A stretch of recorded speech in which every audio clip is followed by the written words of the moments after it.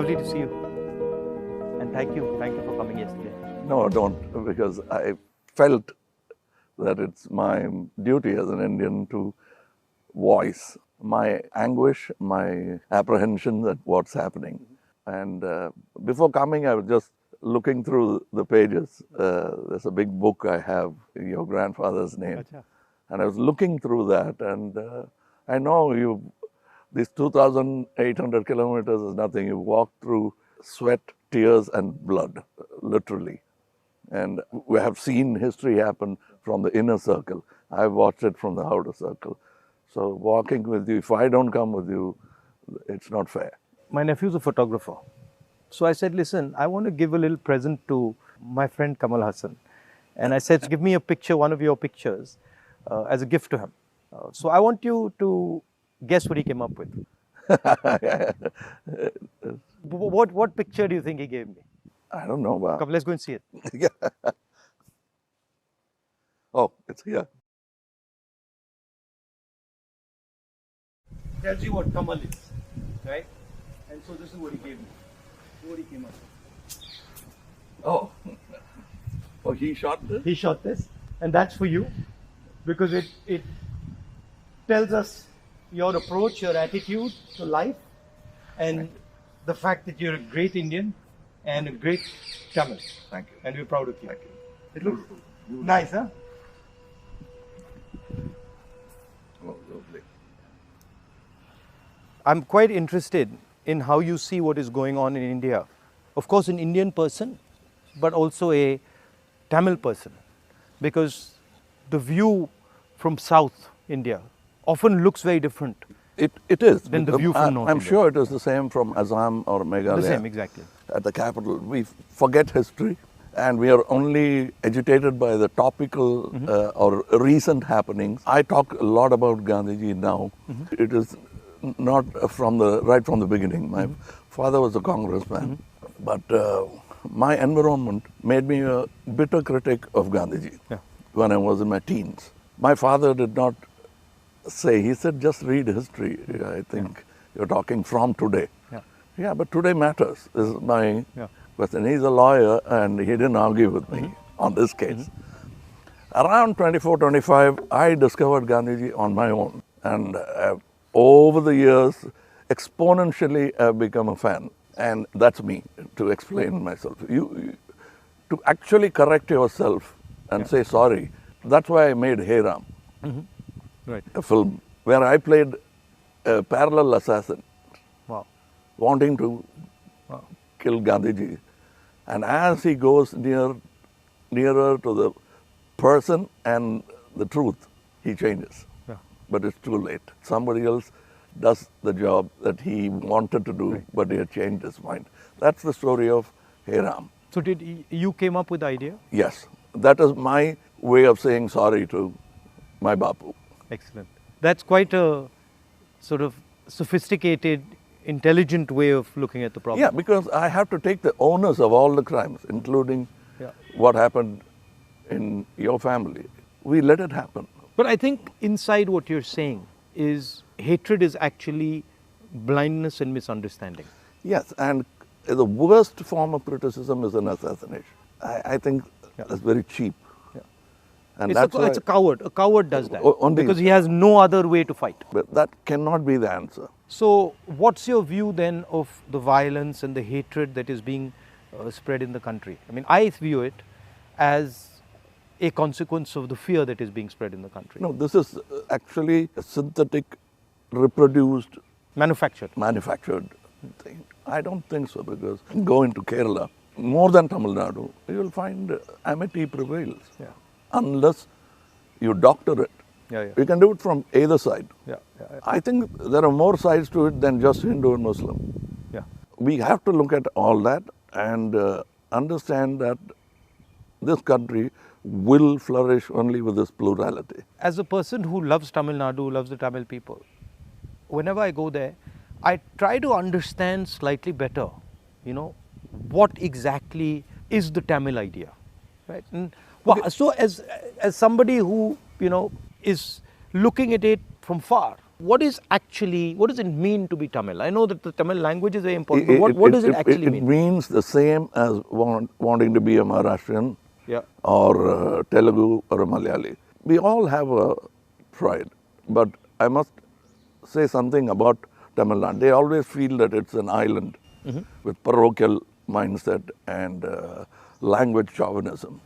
Everybody is proud about their language, but I can tell you, you can go to a village, any village or town, my town, and just stand in the middle of the road and shout Nehru. A dark man will turn around, or you say Bose. Yeah.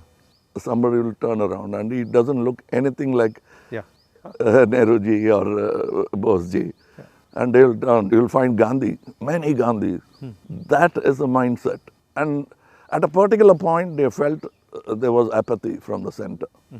That happens every time. It will happen with every government. They are now unhappy with what is happening now. But that's not permanent if you could approach it like you're doing it now. The reason why I want to celebrate your walk is reaching out to the people and lending the ear instead of standing on a podium and lecturing. Yeah. That's commendable from your side. But my experience when I go to Tamil Nadu, right, is that they express themselves in a very passionate, Yes. it's different expression. So if you go to Maharashtra, people show affection, but the way the Tamils show affection is something completely different. I get that feeling when I go there, and I always wonder, what is that exactly? How does it, why such strong affection or strong expression or so passionate? It's part of the culture. It's a very old culture, and they've seen wars, they've seen battles, they've learned a lot from Jainism, Yeah. Buddhism. Yeah. It's a mixture of everything. That kind of affection was enjoyed by Kamarhaji, Yeah. MGR, Yeah. all those leaders. They are moved to tears, Yeah. laughter, screaming when they see the man of the. I think it's around the country. It's like that with variations. And also the Tamil language is very important to them. Yes, I think even non-religious, godless people celebrate Tamil and worship Tamil. So you said you've got, you're doing this fashion business, and so you know a lot about what is going on in the rest of the world. How do you see the United States, China, these countries? Where do you see India's place in all this? Nowhere less than them, Yeah. but we should walk the talk. Yeah. Like you're doing, every Indian must walk the talk. I want to be, or simply resigning yourself to calling it a third world country. Yeah. You can't do that anymore. That's blasphemy. And you said in our earlier discussion that production has a lot to do with it. The ability to produce something and Yes. sell it outside India, not just in India. Yeah, we can't have a toddy mindset because you can't bottle it. It has to be had Right. then and there. We are in G20 not because of one government, successive governments, and whatever good they could do, that has accumulated and come to this day. So we are aware of that. And you were talking about China. I want you to say more. The security of the country, both internal and external. Your opinion on it. I was speaking to some ex-servicemen the other day, and I was mentioning to them that security today in the 21st century, it's not good enough just to say, okay, what do our borders look like, right? Because security today has become a holistic thing. You don't necessarily get attacked from the borders. You can get attacked from inside. You can get attacked by cyber weapons. You can get attacked by, use of your media. So in the 21st century, one has to have a global view about security. And that's where I think our government has completely gone and miscalculated. We constantly hear about what is going on the border. And the fact of the matter is that China has taken 2,000 kilometers of our territory, square kilometers. And frankly, we haven't said anything. The Prime Minister hasn't said anything. The military has clearly said that they're sitting in our territory, but the Prime Minister said nobody has come. This sends a very clear message to China. And the message is, we can do whatever we want, and India will not respond, right? And in fact, in some of the conversations that they are having with our military, they're actually making the statement that, look, your Prime Minister himself has said we are not in your territory. So what is the conversation about? So that's one aspect of it. Yeah, to them it will look like we are whistling in the dark to allay fear. Yeah. No, and Looking at somewhere no, else. imagine if you are the leader, right? And your forces and my forces are negotiating, and your forces are coming and saying you're in my territory, and then I say no, but your leader has said we're not. So it destroys the entire negotiation position of Yes, India. yes. Right? So that's one aspect of it. The second aspect of it is how conflict has been transformed, and conflict has been transformed because earlier you fought on a border, now you fight everywhere, right? So you fight by shutting down power stations, you can fight by attacking the railway system, you can fight by militarily attacking, you can And fight. the oldest trick is to contaminate border. Yeah, so you can do that. So the single most important thing in the 21st century is that a country has internal cohesion, that there's harmony in the country, that people are not fighting, that there's peace in the country, and the country has a vision. The point is not going to war, right? The point is being in a position where you cannot be attacked. And there's a link between a weak economy, a confused nation without vision, hatred and anger, and the Chinese sitting in our territory. Because they know that we are dealing with internal matters, internal confusion, an internal lack of harmony, and so they can just go in and do whatever they want. So that's one element of the problem. The other huge element of the problem is what has happened in Ukraine, right? And essentially what the Russians have done in Ukraine is they've said, look, we will not accept that the Ukrainians have a strong relationship with the West. And they've basically told the Ukrainians, if you have a strong relationship with the West, we will alter your geography. And that is the exact same principle that can be applied in India. What the Chinese are saying to us is, be careful with what you're doing, because we will alter your geography. We will enter Ladakh, we will enter Arunachal, and what I can see is them building a platform for that type of an approach. So as an Indian person, I don't want to be somebody who's warmongering, but I'd like our country to be aware that there are real problems on the border, and those problems on the border are connected to what is going on inside our country. When Indian fights Indian, when the economy doesn't work, when there's joblessness, our external opponents can take advantage of that situation. Yeah, so that's broadly an opportune moment Yeah. of distracted. Yeah. So one of the things that we've constantly telling our government is talk about it. If you don't want to talk through the media, at least talk to the opposition. We understand these things. We might be able to help you, advise you, bounce ideas off us, but they just don't listen. So it's the approach that we understand everything. The other aspect of it, which you touched on, is that frankly there's no one who can compete with China. I do not believe that on production, on as far as the economics is concerned, I do not believe that the West can take on the Chinese. I believe that India can take on the Chinese. We have the population. We have the population, we have the people. What do you need to take on the Chinese? You need a young population, you need large numbers of people, you need a large educated base. Compared to China, our population is younger.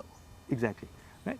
And if you see the West, right, and this might be a bit controversial, but they've got too much, they're flabby.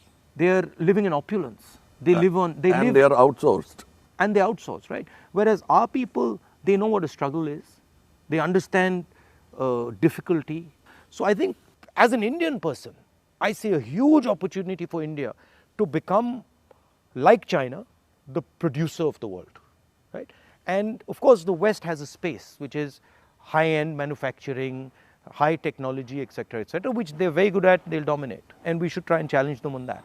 But I do not think they can compete with China on the large-scale manufacturing, blue-collar work. And I think that's the tragedy, that we are walking on these streets, you walked with us, and all our children are saying we are unemployed, when in fact we could have huge amounts of employment through our agricultural system, through sort of manufacturing. The constant neglect of agriculture is disgruntled many Tamilians.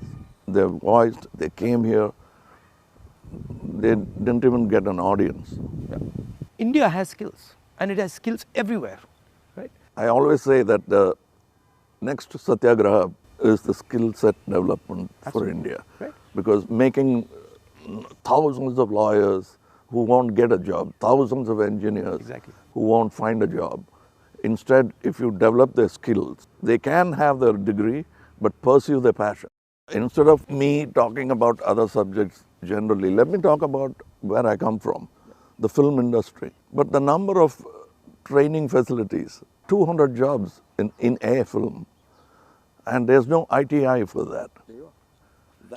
So what it is, right, is actually a disrespect of skills. You will not respect the person's skill and then say, okay, as the nation, how do we empower this person's skills? So I gave you the example of Bellary, right, which is the jeans capital of India. Now, Bellary should be exporting jeans to the rest of the world, should be exporting different types of jeans, should be innovating on jeans. Right? Bellary has been shut down because of demonetization and wrongly applied GST. And you've literally taken a hub which could challenge the Chinese across the world in making jeans, and you've destroyed it. It used to have 4.5 lakh people working there, it now has 50,000. Like something like what you're doing with Khadi, right? I mean, who would know that that's a Khadi jacket? Nobody. Right? More than the publicity of it, the reach of it. Exactly. And Americans are loving it. And then you got the history of Khadi, right? Because if you start to say, well, this is Khadi from the Indian freedom movement, this is made by Indian people by hand, this is what fought a superpower, you can make a beautiful story out of it. Yes. Yeah. And it's not done in a modern factory. Yeah. It's done by people sitting in villages and handmade. Exactly. You know, I'm very happy and honored to be sort of partnering with these people who've been neglected. They're almost on the verge of closing down and going back, thanks to GST. So how many people now are working there? We have not started a full-fledged tailoring system because we only have 12 outlets and we can supply with a number of tailors. But the number of weavers are many. Right. They are in Telangana, Karimnagar. We are sourcing it. We are going even to Kutch and other places so that we can bring India together. So that's it was very nice. It was very nice of you to come, I must say. I with all the situation and the BJP and sort of the ability they have to coerce, I think it's also a brave thing. That's why I think that's why he gave. He came up with that idea of the picture. It's not easy. I'm glad he thinks of me that way, but I still remember the speech by Gandhiji when he said, "Shake the lion's mane," for which he was incarcerated. So we have the strength and ability. But I'm happy that you're meeting people, practicing jujitsu, walking miles and miles and miles. It's nice. And because you're doing exactly what Gandhiji did, to understand the nation before fighting for it. No, it's quite a fantastic experience. I remember walking from Tamil Nadu into Kerala. It's completely different. Yeah. And as you said, it's changed, but then it's the same. So there's huge commonality and then there's huge difference. That's the individuality of it. That's the plurality that we should not lose at all. Yeah. And I think a lot of what we traditionally have is also the artisan, the small and medium person, the little clusters who have huge skill, but they are sort of hidden away, hidden treasures, so to speak. Yeah, I think it's very important that a government in position should bolster like farmers during the Gaja calamity. For them, after some time, party affiliations don't matter. The calamity that they're facing is the pain is the most important thing. It doesn't matter. And politicians always go and talk about the next election. And their trajectory is towards that, and that they don't like. They can't tend to take their eyes off it. Politicians. I find that. And I get criticized a lot, sometimes, where they're like, oh, he's not election centric. I mean, I think of course, one has to fight elections, one has to be in politics, one has to take them seriously. But there's also another role of people. There's a role of bringing people together, of listening, of being affectionate. That role, I think, is a very important role. What we have done through our party is that simply sort of wipe the dust away from the Gram Sabhas and brought it back into, now it's happening because we are attending and now we want to take it into the towns. I think people should participate in politics, not necessarily electoral politics only. Exactly. But they must have a firm say that politicians will have to understand it's not all about number crunching, that they'll have to answer certain things. And people should also feel that I can vent or complain. I can say something, and politicians should also feel that I can take some punishment. He's shouting at me, okay, no problem. I did something wrong. I go and listen to what he's doing, what he's saying. I think that's, people don't like criticism. I think criticism is a good thing. I think we are a very young democracy still, in spite of 75 years. The reminiscence of the monarchy is still in our mind. No, that's a profound thing you've said. It's true. It's still, they want loyalty. And politicians who are in power want to somewhere behave like a king. Because it's not too far behind in history that we had princely states. 70 years, But I think if you look, a lot of sort of our chief ministers and leaders, the approach is that of a king. You look, you're like unilateral decisions. I will do whatever I want, not taking into account what people feel, not listening. I think there's quite a lot of that. Yeah, and they are offended when you call them a civil servant. Yeah. I'm not a civil servant. I'm in position, I'm in power. But that's what we are, ultimately. It should be a position of honor rather than position to usurp. The trustee idea of Mahatma Gandhi. Over the time, I'm looking for people who are at least a semblance of that in them, because it's unique. Is a tall international figure. And that we realize when he's not there. Well, anyway, I won't keep you. No, I'm keeping you. It's lovely to see you. And whenever you're in Delhi, next time, maybe we go and have a meal or something. Yeah, sure. I'd love to do that. And I'd like you to look into our thing I've sent I you. will. I'll give you my your measurements. I will 100%. We'd like to dress you up. Okay, I'll do that.